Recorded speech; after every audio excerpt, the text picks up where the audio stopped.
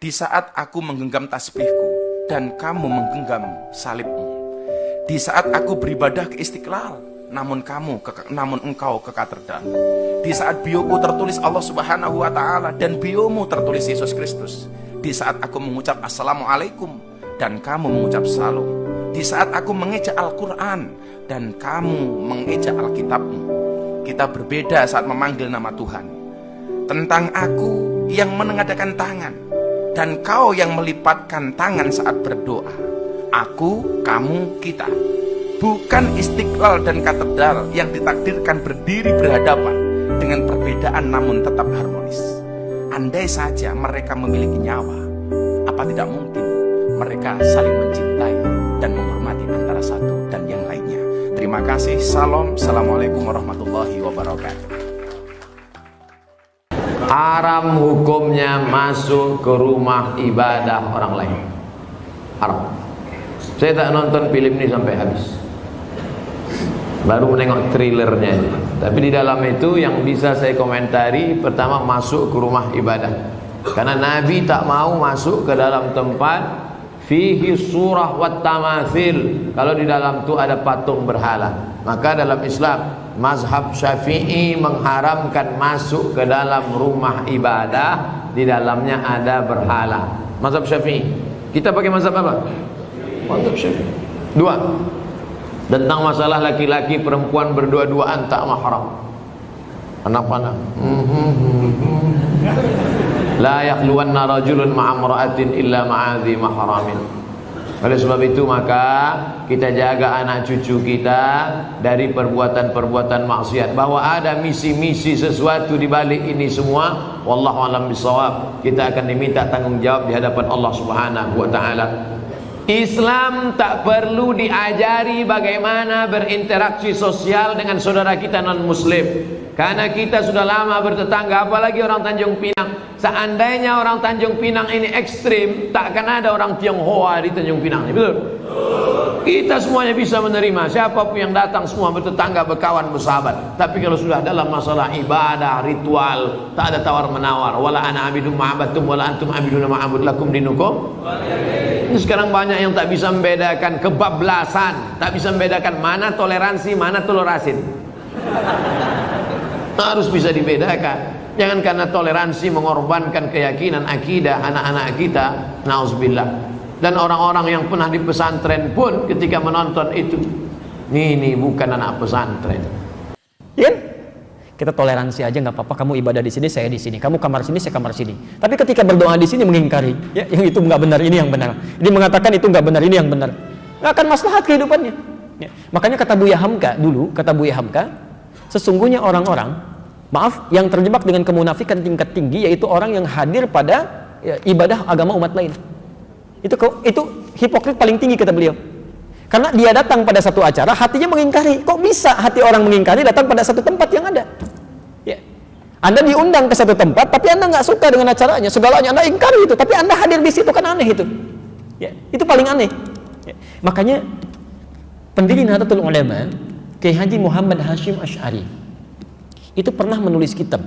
Beliau punya 19 kitab. Dari 19 kitab ini, kitab keduanya namanya judulnya Risalah Ahlus Sunnah wal Jamaah. Halaman ke-14, paragraf yang pertama baris 1 sampai dengan 4. Posisi paling kanan sebelah atas.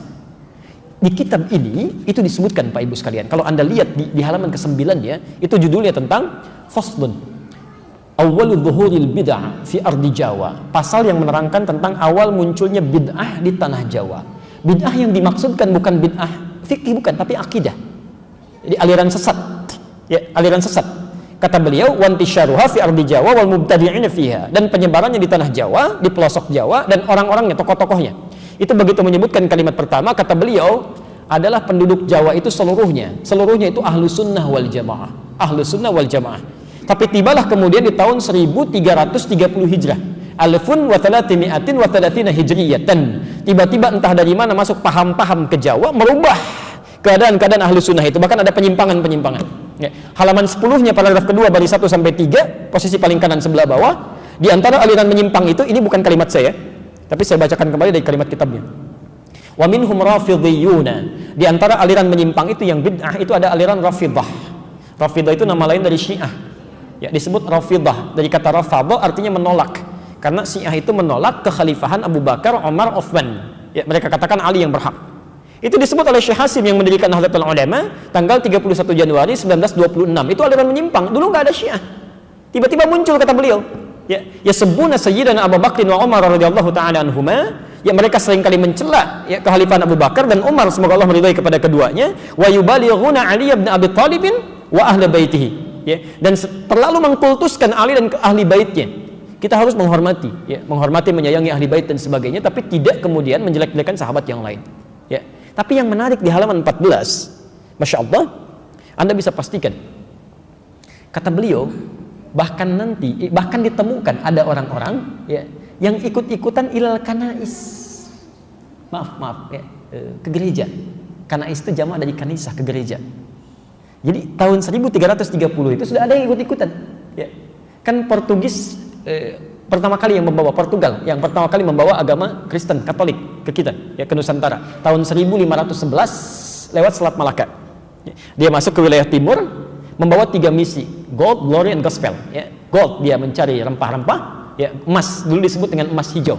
Emas hijau. Jadi ada teh, ada kopi. Ya, nanti dikemas kemudian oleh Belanda di kemudian hari. Dia coba tanam kopi di wilayah yang sekarang disebut dengan Pondok Kopi.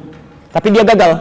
Ya, lalu dia pindah ke daerah ke Pariangan, ya, Periangan, ke daerah Bandung ke sana, dekat sedikit ke Malabar. Berhasil di situ sampai ekspor pertamanya itu nomor 2 setelah Yaman. Ya, Yaman punya Arabica saat itu. Kemudian ekspor keduanya sama dengan Yaman, ekspor ketiganya melebihi Yaman. Sampai dia bikin pemancar di situ, disambungkan kemudian ke Paris, ditembuskan ke Belanda. Maka dikenal dengan Paris Van Java, Bandung pada saat itu. Nyambung, ya. Makanya kalau Anda ke Belanda atau ke Eropa mengatakan I want a cup of Java, ya, I want a cup of Java, itu minta kopi. Blender kopi sampai sekarang ada, ya.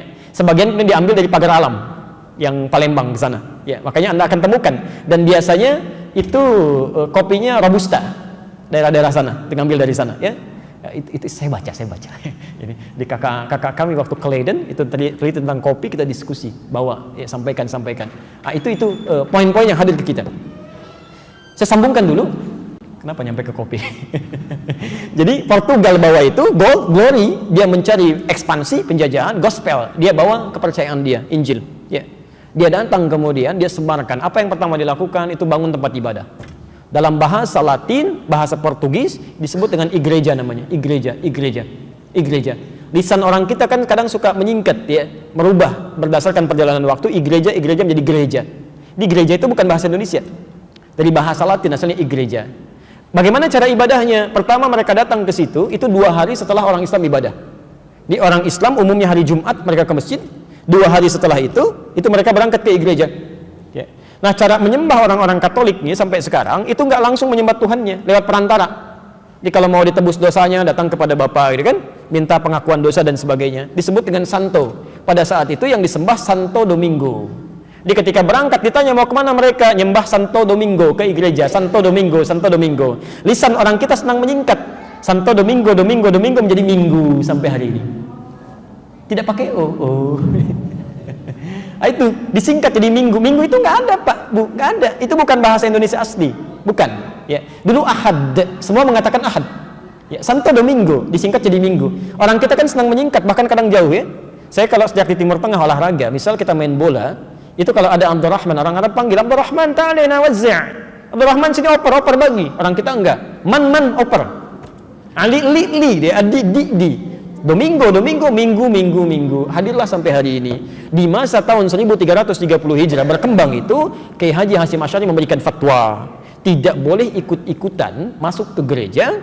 Bahkan beliau menghukumi siapa yang ikut ke sana mizayyim, bahkan sekedar mengenakan simbol-simbol, pakai topi dan sebagainya, fahuwa kafir, maka ikut dalam kekafiran mereka.